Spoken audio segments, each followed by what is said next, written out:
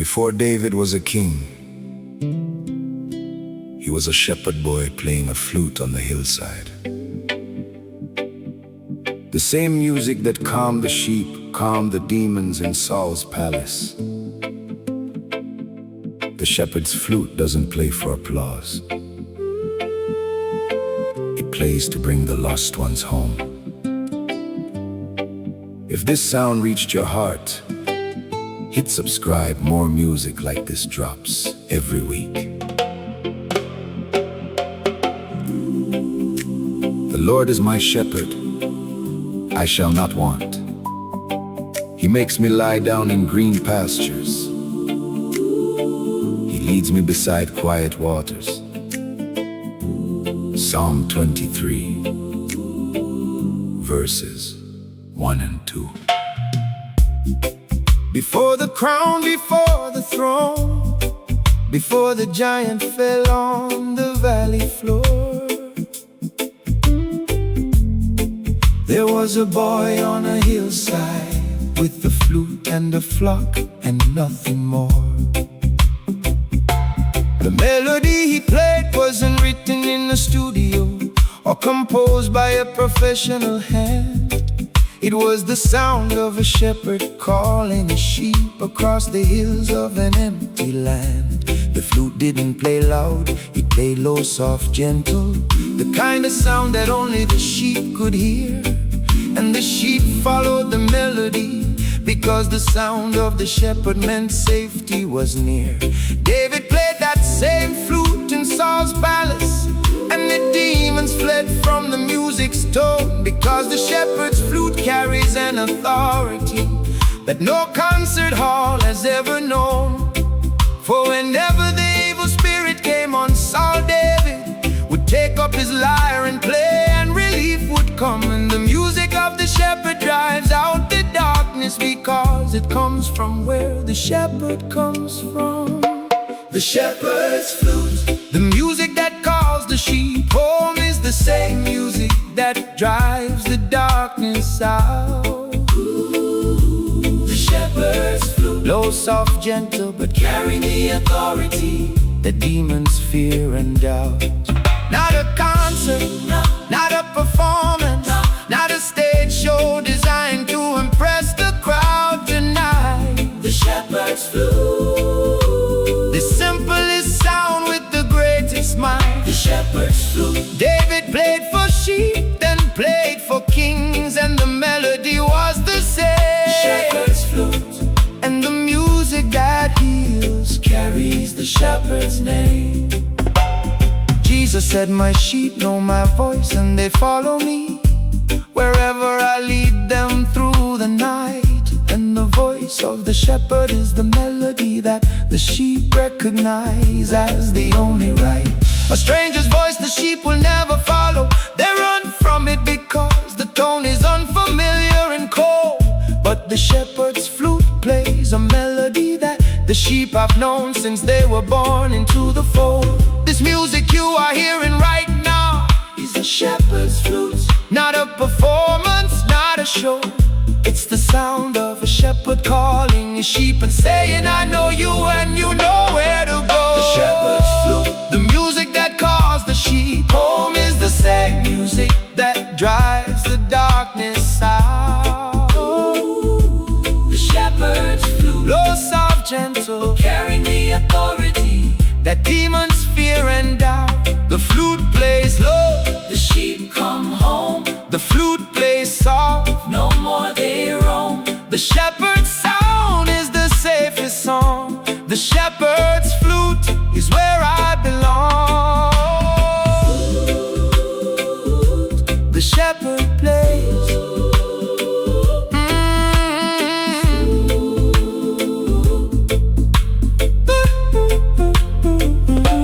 The shepherd's flute, the music playing right now is the sound of a shepherd calling you home from wherever you've been wandering tonight. Shepherd's flute, and the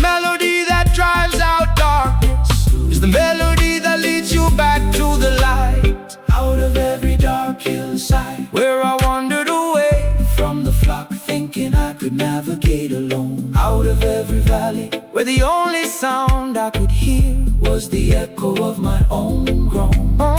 Out of every night, where the wolves were circling and I couldn't find the flock or the fold, the shepherd played his flute, low and soft, and my feet followed the sound back home from the cold. The shepherd's flute, David played for sheep and for kings, and the melody is playing right now. The shepherd's flute, follow the sound and you will find your way home somehow. The shepherd's flute,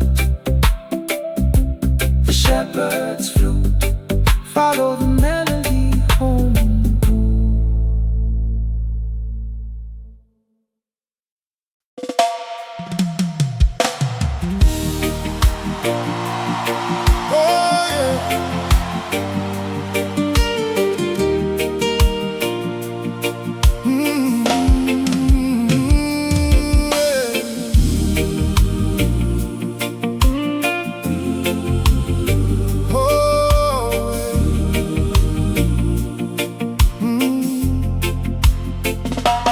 Pharisees told Jesus to silence his disciples because the praise was too loud for their taste. But Jesus looked at them and said, if they keep quiet, the stones will cry out in this place. The stones, the dead silent rocks on the ground, would split open and worship if human mouths shut down. Because the praise of God cannot be silenced, not by religion, not by fear, not by any frown. Creation itself is holding its breath, waiting for permission to explode with worship at the seams. The mountains want to sing, the rivers want to clap, and the stones are vibrating with praise in their dreams. If you won't praise Him, the rocks will, because worship is not optional. It's the default setting of creation. And the stones beneath your feet are loaded with a song that waits for its activation. For I tell you, He replied, if they keep quiet, the stones will cry out tonight. And the creation that groans for redemption is the creation that is ready to worship in the light. The singing stones, if I keep quiet, the rocks beneath my feet will worship in my place. The singing stones, creation is loaded with praise, waiting to fill every space. The mountains want to sing, the rivers want to clap, the trees want to dance in the wind. The singing stones, but I will open my mouth before the rocks begin. Worship is the default language of everything God made. The singing stone, and my silence is the only thing that makes them trade. When Joshua's army crossed the Jordan, they stacked 12 stones as a memorial and a witness. And the stones that were stacked became singing stones, silent testimony to God's fitness. The walls of Jericho fell at the sound of praise, and the stones that hit the ground were worship landing hard. And every stone that has ever witnessed a miracle carries a song inside like a prayer card. The ground you walk on has witnessed miracles. It has absorbed prayers and tears and praise for centuries long. And the stones beneath your feet are humming with the memory of every worship song. The singing stone, if I keep quiet, the rocks beneath my feet will worship in my place. The singing stones, creation is loaded with praise, waiting to fill every space. The stones will sing if I stay silent, the rocks will worship if I am quiet. Creation waits for my mouth to open, but if I don't, the stones are spoken. Sing, sing before the stones sing for you. The singing stones, ay, ay. I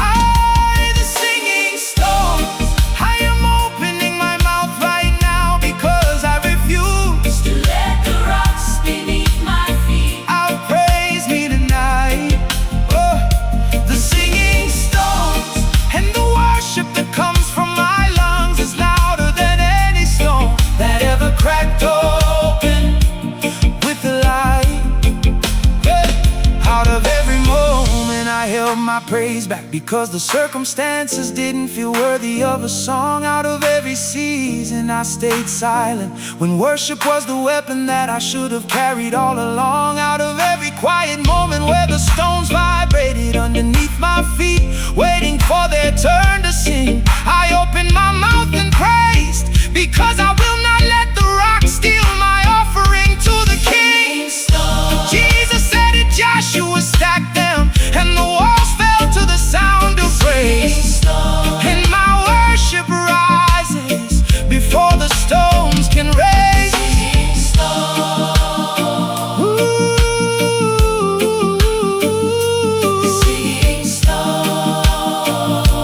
I will not be silent.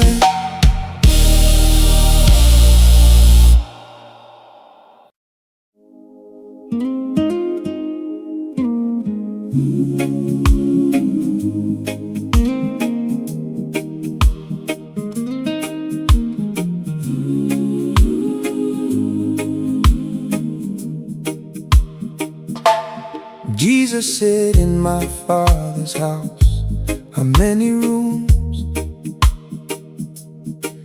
If it were not so, I would have told you the truth. I go to prepare a place for you, and the carpenter who built tables is now building your roof. Not a hostel, not a motel, not a temporary shelter with an expiration date on the door,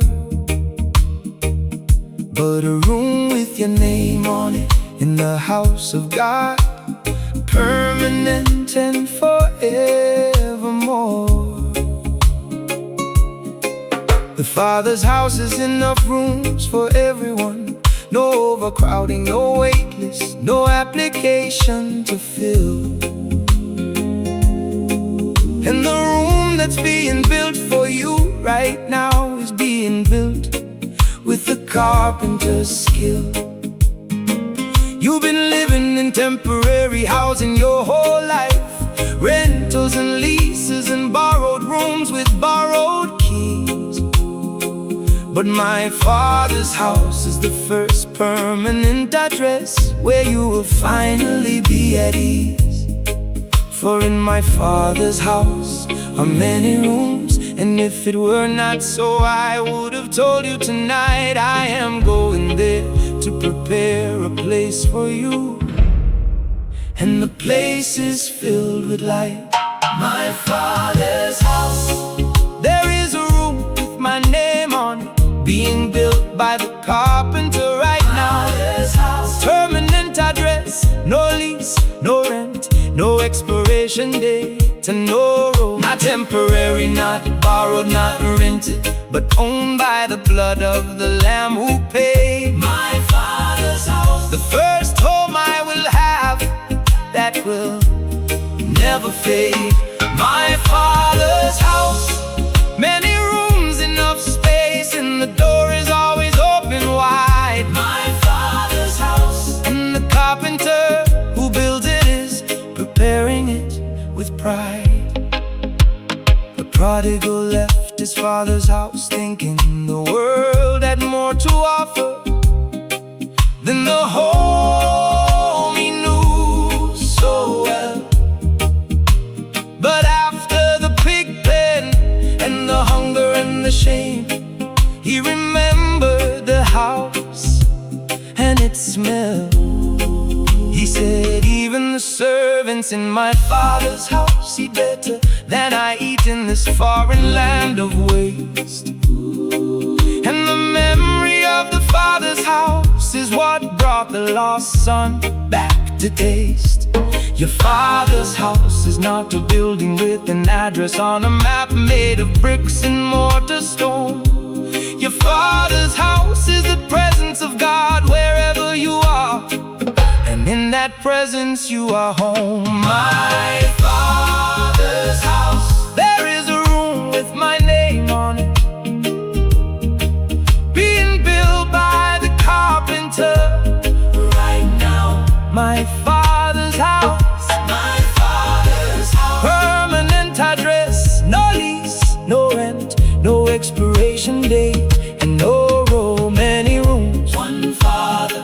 children, one house that gathers. The door is open, the room is ready. My Father's house is strong and steady. Home, home, my Father's house is home.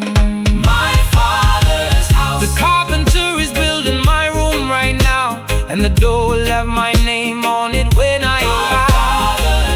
The first permanent address I will ever have is the place where I am most alive. Out of every temporary home I lived in thinking this is as good as it gets for someone like me. Out of every borrowed bed I slept in, wondering if I would ever have a home that was truly free. Out of every lease that expired, and every landlord that said time to go, and every key I had to return, God said, I am building your room in my Father's house, and it will be yours in return. My Father's house. The prodigal remembered it, the disciples heard about it, and my room is being built as I breathe. My Father's house, and the carpenter who built it is the same one who asked me to believe. My Father's house, my Father's house, my Father's house, my room is ready.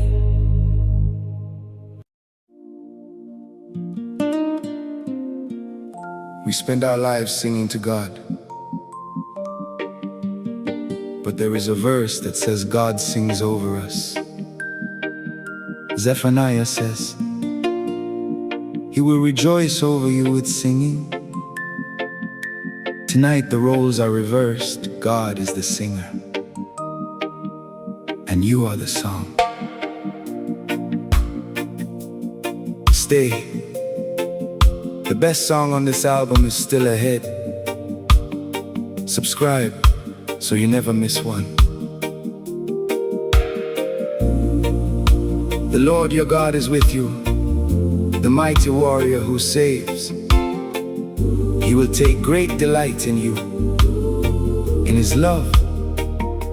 He will no longer rebuke you, but will rejoice over you with singing. Zephaniah 3, verse 17. We build churches so we can sing to God on Sunday morning, with the band and the choir and the lights. We write worship songs and hymns and psalms, and we lift our voices to the heavenly heights. But what if I told you that God sings too? Not in a church, not with a microphone, not on a stage. He sings over you personally, like a father singing a lullaby on every page. Zephaniah says He will rejoice over you with singing. The God of the universe has a voice that He uses, not to command, not to judge, not to rebuke, but to sing. And the song He sings is the one that soothes and bruises.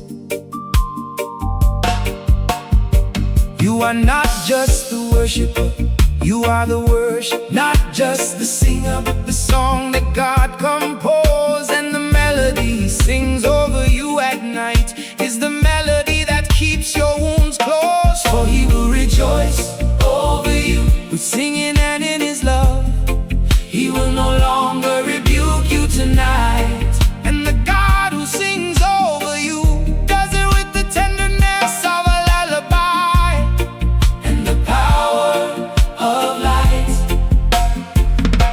The God who sings, the creator of the universe, sings over me like a father with a lullaby. The God who sings, I am not just a worshiper, I am the song beneath the sky. Not to command, not to rebuke, not to lecture from the throne, but a melody of delight. The God who sings,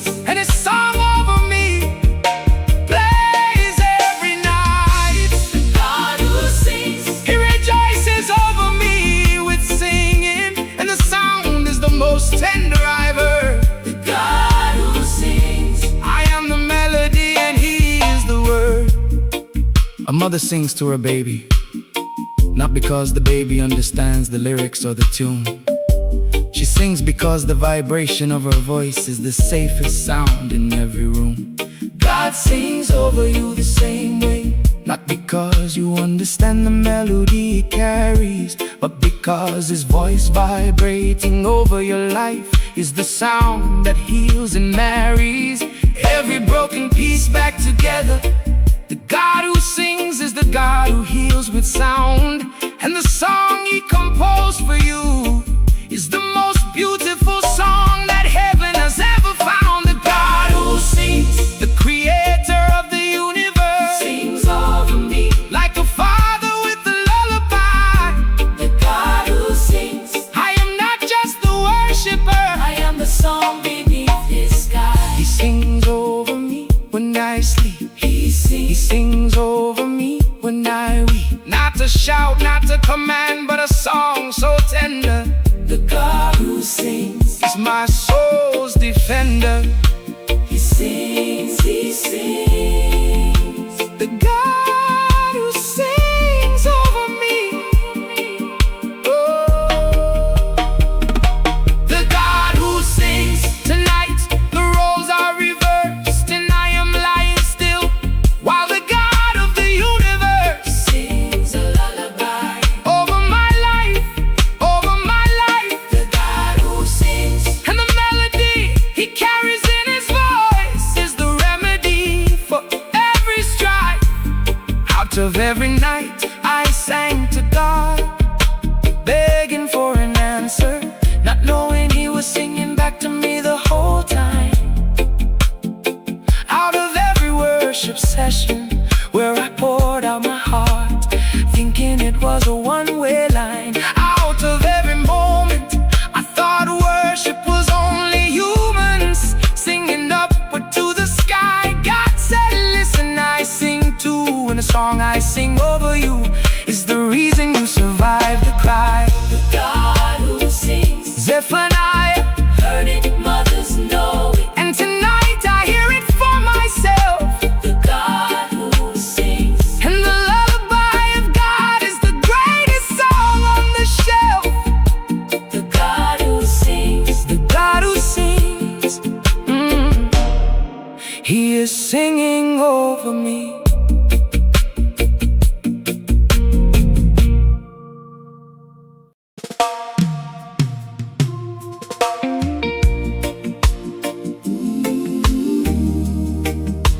Oh, yeah,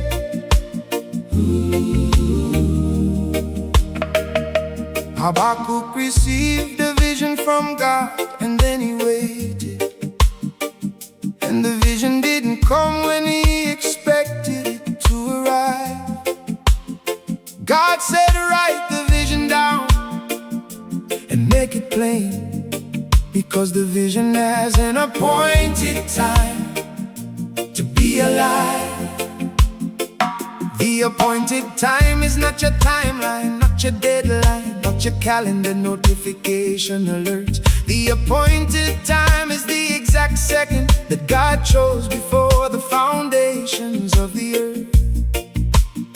You can't rush the appointed time, you can't delay it, you can't negotiate with heaven for an earlier slot, because the appointed time is locked in God's vault, and it arrives precisely at the dot. The vision seems slow, but it will not prove false. Though it lingers, wait for it, it will certainly come. And the appointed time has never been late, not even once, not for a crumb. For the revelation awaits an appointed time. It speaks of the end and will not prove false tonight. Though it linger, wait for it, it will certainly come and will not delay in the light. The appointed time, the vision has a scheduled delivery date that heaven has already confirmed. The appointed time, and though it lingers, it has not been returned. Not early, not late, not almost, but exactly on the second that God chose before the world was born. The appointed time, and the wedding is producing something that cannot be torn. The appointed time, write it down, make it plain, and wait, because it will certainly come. The appointed second is not dumb. Galatians says when the fullness of time had come, God sent his son, not a minute early, not a second late. 4,000 years of prophecy and promises, all leading to one appointed date. Jesus was born at the appointed time, under the appointed government, in the appointed city, by the appointed mother's womb. And the appointed time of God turned a manger into the most important room. Your vision, your promise, your breakthrough has an appointed time that cannot be hacked or moved. And the God who delivered Jesus on time will deliver your promise on the schedule he approved. The appointed time. The vision has a scheduled delivery date that heaven has already confirmed. The appointed time. And though it lingers, it has not been returned. Wait for it, it will come. Wait for it, it's not done. Your appointed time is locked in heaven's vault. Your appointed time, nobody's fault. Wait, the appointed time arrives. The appointed time. I am writing the vision down and waiting, because the God who schedules delivery dates has never missed one. The appointed time. And the promise that seems slow is right on schedule according to the sun. Out of every vision that lingered so long, I almost threw the paper away and gave up the dream. Out of every promise that took years to show a single sign of life beneath the scene. Out of every appointed time that felt more like a forgotten time than a scheduled time from above, God said it will certainly come. Wait for it, the appointed time arrives on the wings of love. The appointed Habakkuk waited, Galatians confirmed, and Jesus arrived precisely on schedule. The appointed time. And your delivery date is locked in heaven's vault on the next pedal. The appointed time. The appointed time. It will certainly come.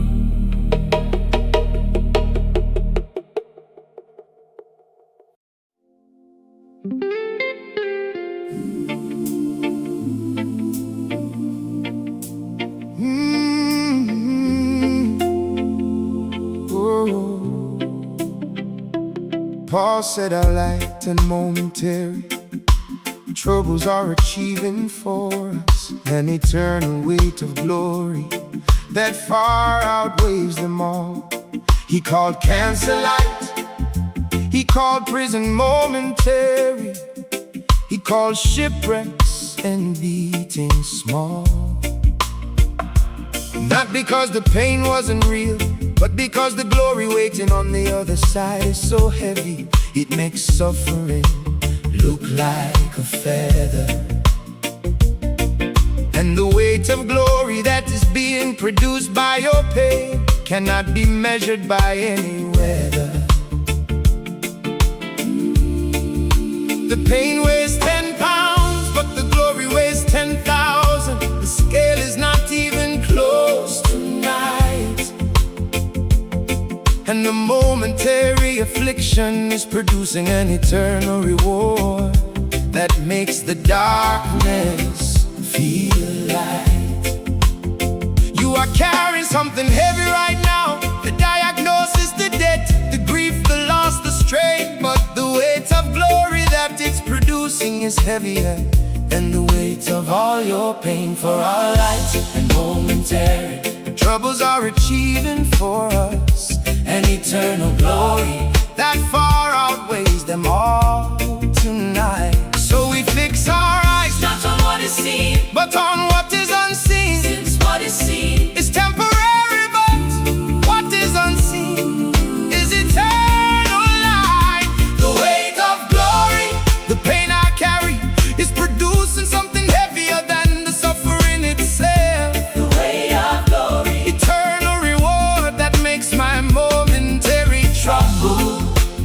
looked like a book on the shelf.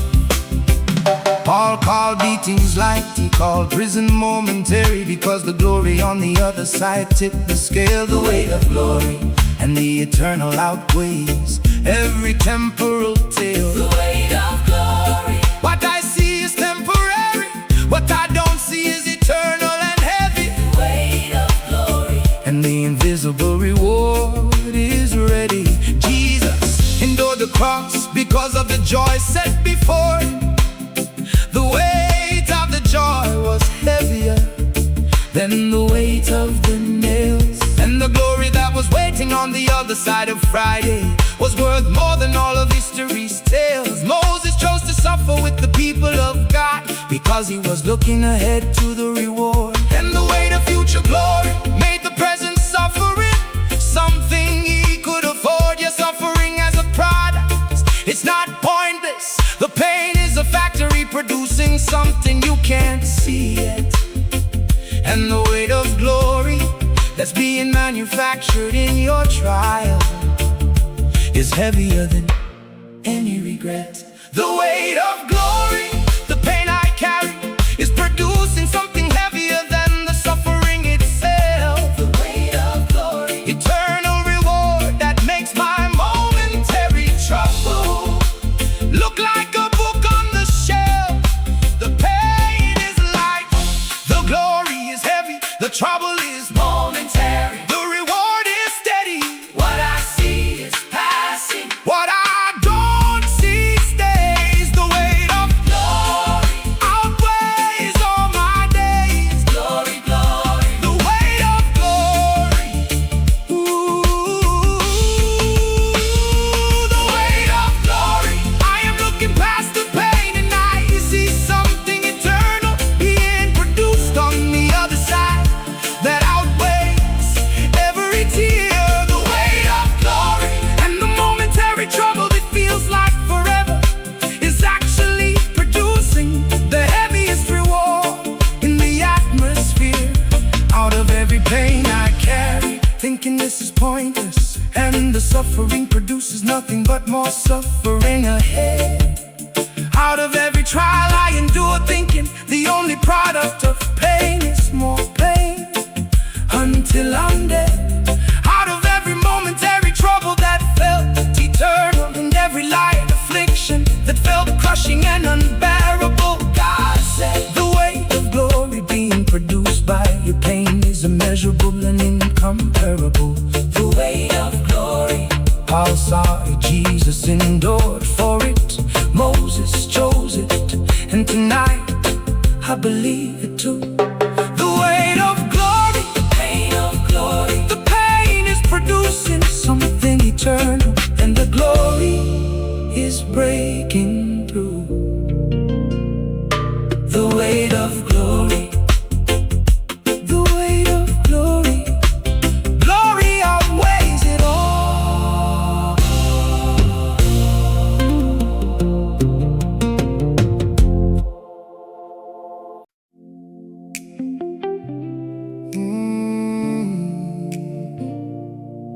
Behind the curtain, behind the veil, behind the door that no one sees from the outside looking in.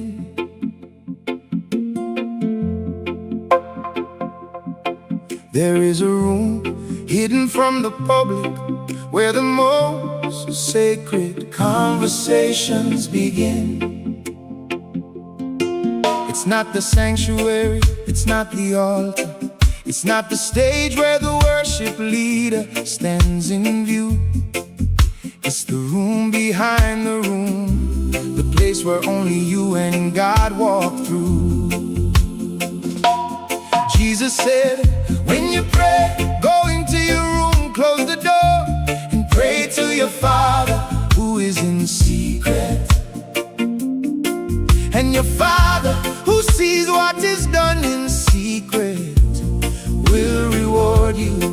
The hidden room is the most complete. The hidden room has no audience, no cameras, no performance review at the end of the prayer. The hidden room is where the pretense falls off and you meet God in your underwear. For when you pray, go into your room, close the door and pray to your Father who is unseen tonight. And your Father who sees what is done in secret will reward you in the light. The hidden room behind the door that no one sees is where the realest version of me meets God. The hidden room, no audience, no pretense, no performance, just an honest heart and a nod. The public worship has its place, but the hidden room is where the foundation gets laid tonight. The hidden room, secret prayer, secret tears, secret surrender in the quiet light. The hidden room, your Father sees in secret and rewards in public what you built in the dark. The hidden room, the most powerful room, has no stage and no park. Daniel prayed 3 times a day in his room with the windows open, even when it meant the lion's den. And the hidden room that could have gotten him killed was the hidden room that saved him when Elisha's servant was terrified by the army surrounding them on every hill and side. But Elisha prayed in the hidden room of his heart and said, Lord, open his eyes wide. And the servant saw horses and chariots of fire, because the prayer from the hidden room opened invisible doors. Your hidden room is where the battles are won before you step onto the public floors. The hidden room behind the door that no one sees is where the realest version of me meets God. The hidden room, no audience, no pretense, no performance, just an honest heart and a nod. Close the door, meet him in secret. Close the door, when no one can see it. The hidden room is the strongest room. The hidden room is where the flowers bloom. Secret, secret. The hidden room, yeah, the hidden room, the most powerful room in my life, has no stage, no mic, no audience, and no applause.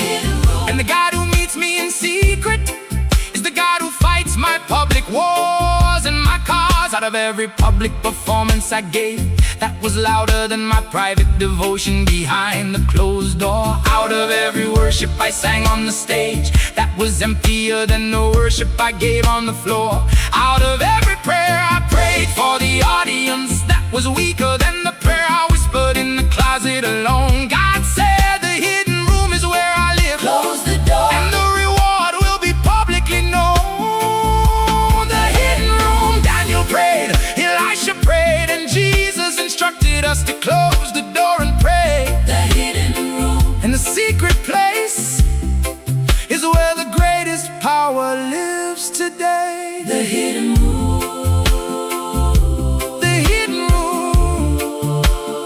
Close the door and pray.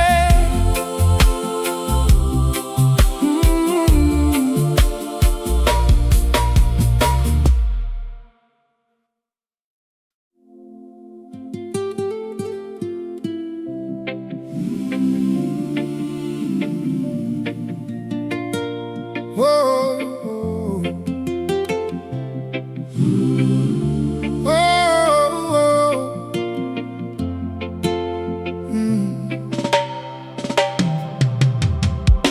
Jehoshaphat was surrounded by 3 armies, and the odds were impossible from every side. But God didn't say sharpen your swords or polish your shields or prepare to fight and ride. He said send the worshipers to the front line, put the singers before the soldiers tonight. And as they began to sing, the Lord set ambushes against the enemy, and the battle turned to light.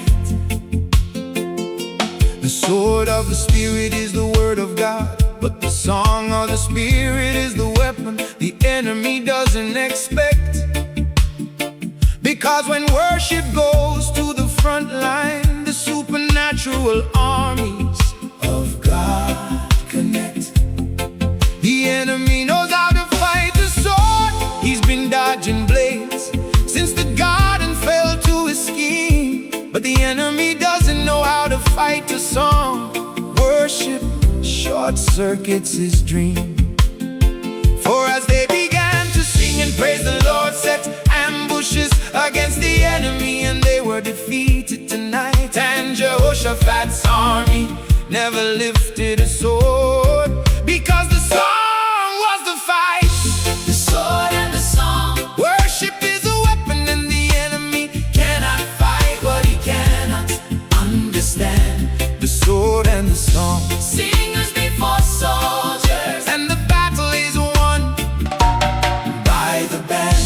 Jehoshaphat sent the choir to the front line, and the three armies destroyed each other in confusion. The sword and the song. worship is the ultimate solution. The sword and the song. The enemy can dodge a blade, but he cannot dodge a praise. The sword and the song. Worship wins the war in the most unexpected way. Paul and Silas sang at midnight in chains, and the earthquake broke the prison walls apart. And the song they sang in the darkest hour was the weapon that shattered the dungeon from the start. David played his harp, and the demons fled from Saul, because music carries an authority the sword cannot swing. And the song that worship produces is sharper than any blade the warrior can bring. Your worship is not just devotion, it is ammunition. Every praise is a grenade in the spirit. And the enemy retreats when he hears you sing, because he fears it. The sword and the song. Worship is a weapon, and the enemy Cannot fight what he cannot understand. the sword and the song. Singers before soldiers, And the battle is won by the band. Sing before you fight, worship before war. The song goes first, Sword comes after more. worship is the weapon, praise is the blade. The sword and the song is how the war is made. Sing, fight, Sing, fight, sing, fight, the sword and the song. sing, fight. Oh, Sing, fight. the sword and the song. The sword and the song. I am putting the worship before the warfare, and sending the song to the front line. Before the sword tonight. The sword and the song. Sword and the song. And the enemy who prepared for battle is not prepared for the sound of worship in the fight. Out of every battle I try to win with strategy alone, while my worship was locked in the back row, unused. Out of every war I fought with human weapons, while the most powerful weapon in my arsenal was refused. Out of every defeat I suffered, because I sent the soldiers before the singers to the line. God said, reverse the order, worship first, and the battle becomes mine. The sword and the song. Jehoshaphat sang, Paul sang, David played. And the enemy fell every time. The sword and the song. And the worship weapon is the most powerful weapon of the divine. The sword and the song. Oh, The sword and the song. Worship wins the war.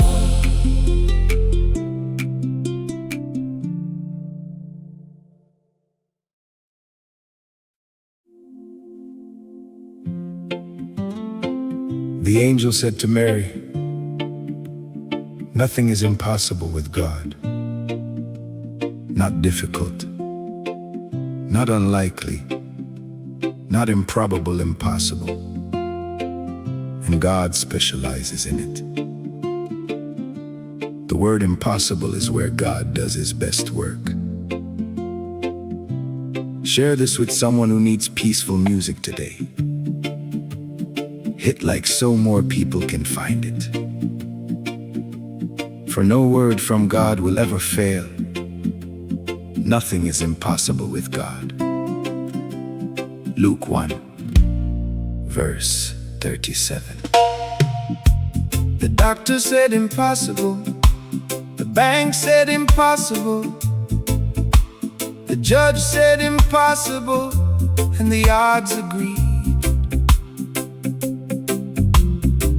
The calculator, the spreadsheet, the forecast, and the expert all confirmed the same creed. Impossible. The universal word for give up, because the math doesn't work in any equation you build. Impossible. The diagnosis, the verdict, the report that leaves every hope killed. But there is a God who lives in the zip code of impossible. It's his favorite neighborhood and street. He moved in before the foundations of the world, because impossible is where his power is complete. Sarah pregnant at 90, impossible. The Red Sea parting for 2 million on dry land, impossible too. Jesus walking out of a sealed tomb after 3 days dead, the most impossible breakthrough. For nothing is impossible with God. Not difficult, not unlikely, not improbable, but impossible is his own tonight. And the God of the impossible turns the word into a doorway filled with light. The God of the impossible. The word impossible is where God starts his best work. The God of the impossible. Nothing is too dead, too broken, or too far in the murk. Sarah 90, Red Sea walls, Lazarus 4 days dead, Jesus 3 days in the grave. The God of the impossible. And the impossible is what he came to say. The God of the impossible. The expert says no, but God says watch this with a grin. The God of the impossible. The impossible is where he walks in. Jesus said with man, this is impossible, but with God all things are possible tonight. And the difference between possible and impossible is not the size of the problem, but the size of the life. The boy's lunch was impossible to feed 5,000, but God made it possible with 12 baskets extra left behind. The walls of Jericho were impossible to breach, but God made it possible with a march and a shout combined. Your impossible is God's specialty. He doesn't avoid it, he doesn't work around it. He walks straight in. And the impossible situation you're staring at is the raw material for his greatest wonder. The God of the impossible. The word impossible is where God starts his best work. The God of the impossible. Nothing is too dead, too broken, or too far in the murk. Impossible is his address. Impossible is his own. Impossible is where God sits on the throne. What man calls the end, God calls the start. The God of the impossible lives in my heart. Impossible, impossible. Nothing is impossible. The God of the impossible. I am handing God the situation that every expert called impossible, and in watching him work. Oh, the God of the impossible, and the God who parted seas, raised dead, and fed thousands, doesn't smirk.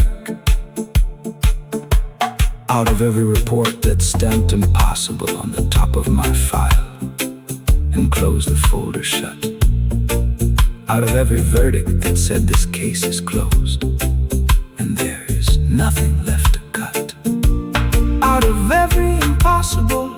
I accept it as final because the math was clear and the odds were stacked to the sky. God said, nothing is impossible with me. Hand it over and watch the impossible comply. The God of the impossible. Sarah laughed, the sea split, Lazarus walked, and the impossible became history. The God of the impossible. And my impossible is about to become my greatest testimony. The God of the impossible. The God of the impossible. The God of the impossible. Nothing is impossible. Nothing is impossible. Nothing is impossible.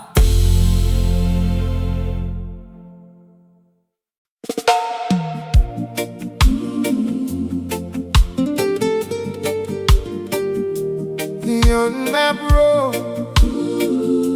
Oh.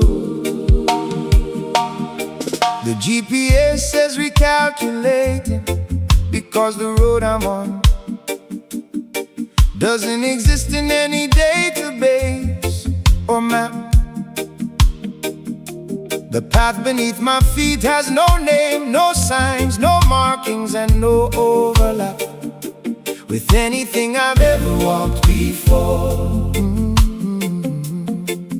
This is brand new territory where no foot has landed yet, and the only guide I have is the voice of God saying, keep walking, don't stop, don't fret.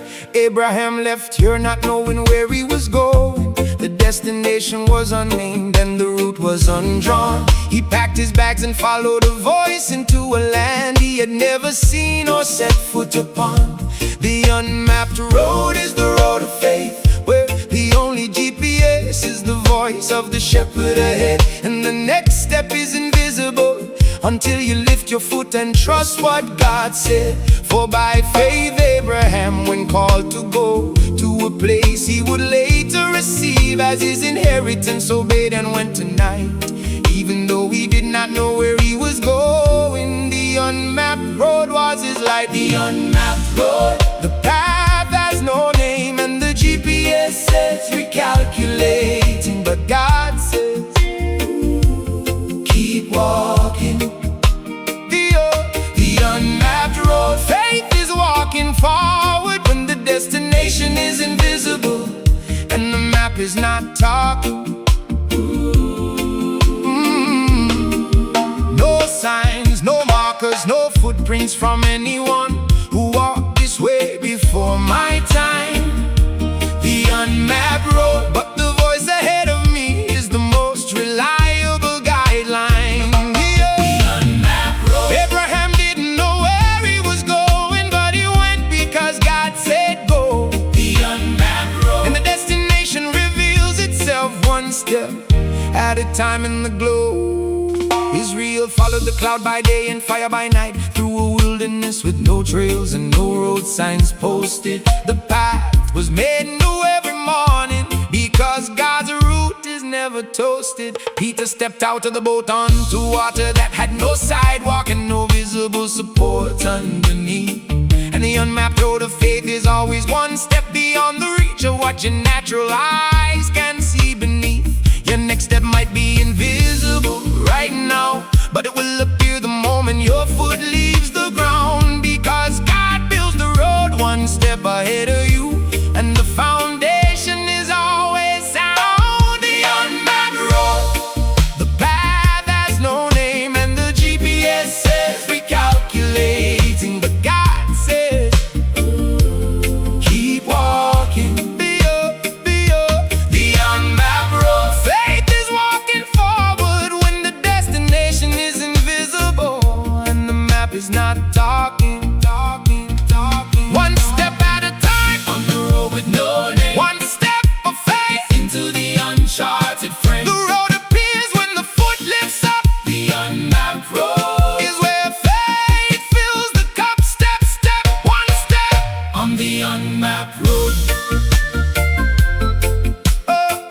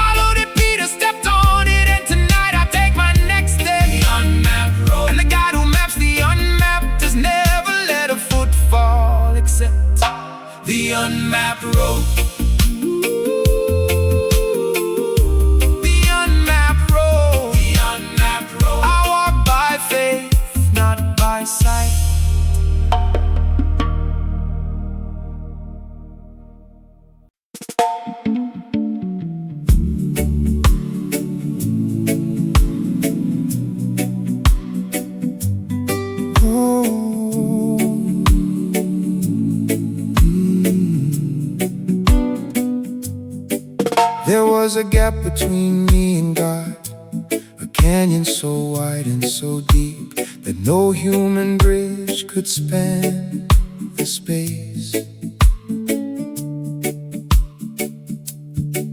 I stood on one side looking across at the presence of God, but the distance marked my face. Every religion tried to build a bridge with rules and rituals and ladders made of good behavior stacked up high. But every bridge fell short because the gap was infinite and no human effort could reach the sky. But God didn't ask me to build the bridge, He built it Himself. And the bridge has a name and a shape, a cross, horizontal arms connecting heaven and earth. The bridge of mercy that let me escape. One arm reaching toward God, one arm reaching toward me, and the body on the bridge became the road. And the bridge of mercy is the only bridge that has ever carried the full load. For there is one God and one mediator between God and mankind, the man Christ Jesus tonight. And the bridge of mercy connects the hopeless to the holy with the most powerful light, the bridge of mercy. The cross is the bridge that connects the worst version of me to the best version of God, the bridge of mercy. One arm toward heaven, one arm toward earth, and the body became the road.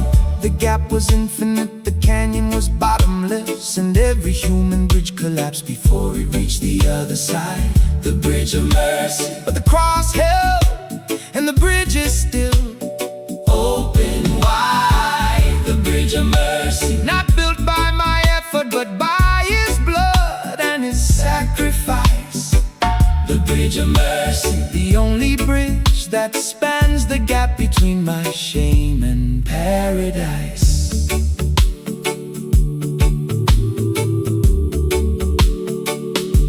The curtain in the temple was the old bridge, thick, heavy, and accessible only once a year with blood and fear. But when Jesus died, the curtain tore from top to bottom, and the bridge of mercy brought God near. The bridge of mercy doesn't require perfection or performance or a ticket that you earn. It requires one step, faith. And the bridge holds every pound of everything you carry and concern. You don't have to build your way to God. The bridge is already built and the toll is already paid. And the bridge of mercy that Jesus constructed with His body is the bridge that will never fade, the bridge of mercy. The cross is the bridge that connects the worst version of me to the best version of God, the bridge of mercy. One arm toward heaven, one arm toward earth, and the body became the road. The bridge is built, the toll is paid, the gap is closed, the mercy displayed. Walk across, the bridge holds you, the bridge of mercy sees you through. Mercy, mercy, the bridge of mercy, the bridge of mercy.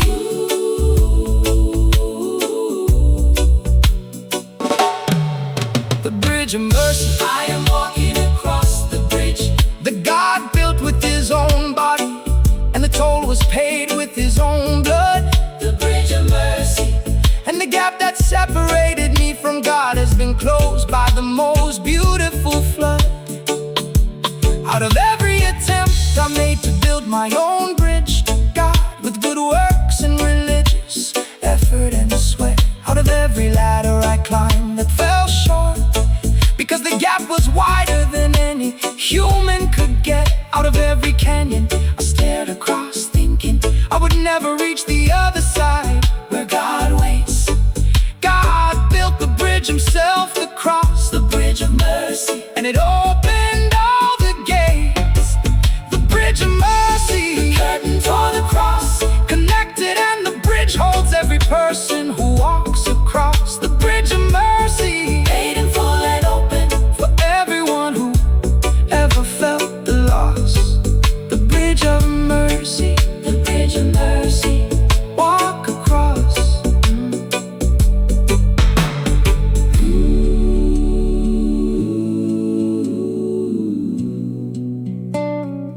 Walk across.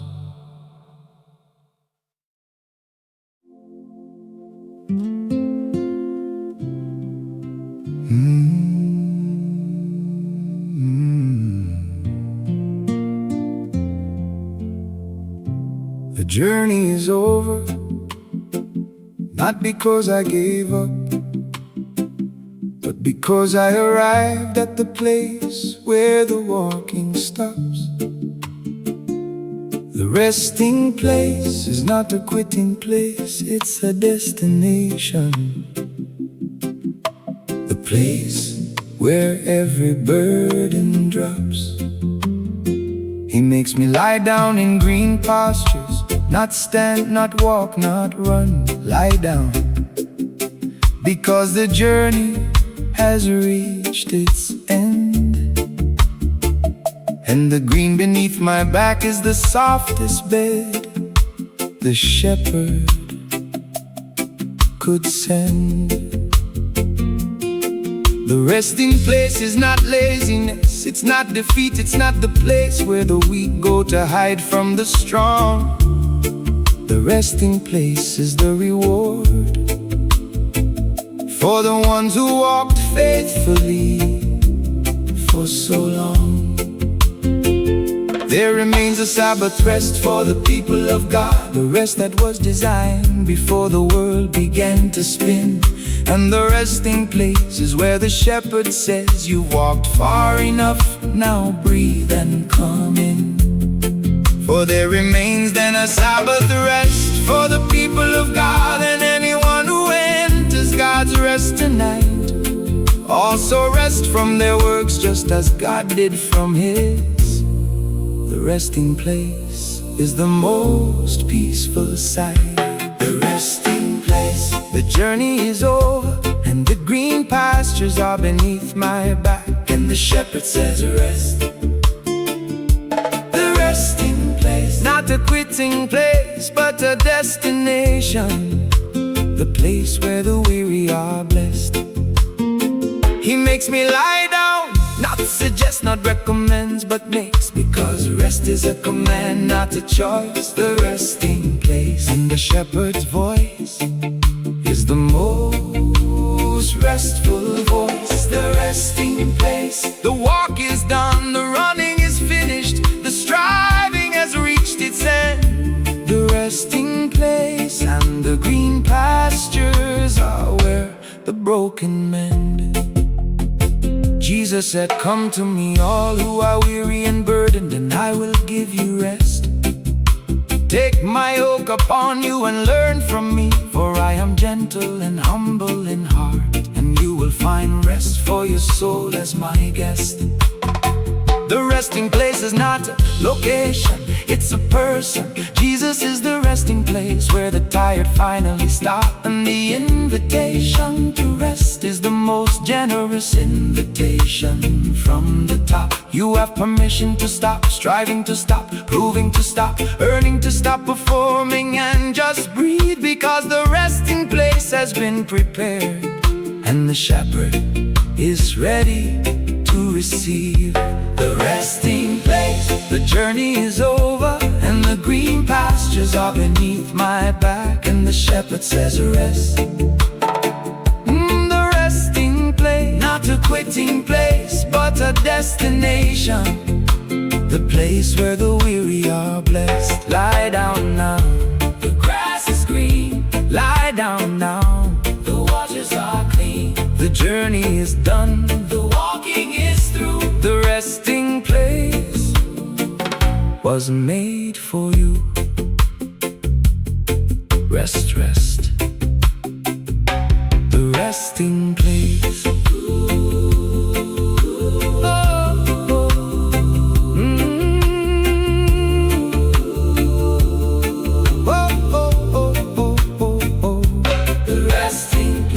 I'm lying down in the green pastures, and the quiet waters are beside me, and the shepherd is standing guard. The resting place and the rest that I'm entering is the deepest rest, because the journey was the hardest and the longest yard. Out of every mile where I refused to rest, because I thought resting meant quitting and quitting meant failure. Out of every night I pushed through exhaustion, because I thought rest was for the weak, not for the sailor. Out of every invitation from Jesus that said come rest, and I said not yet, I have more to prove and more to earn.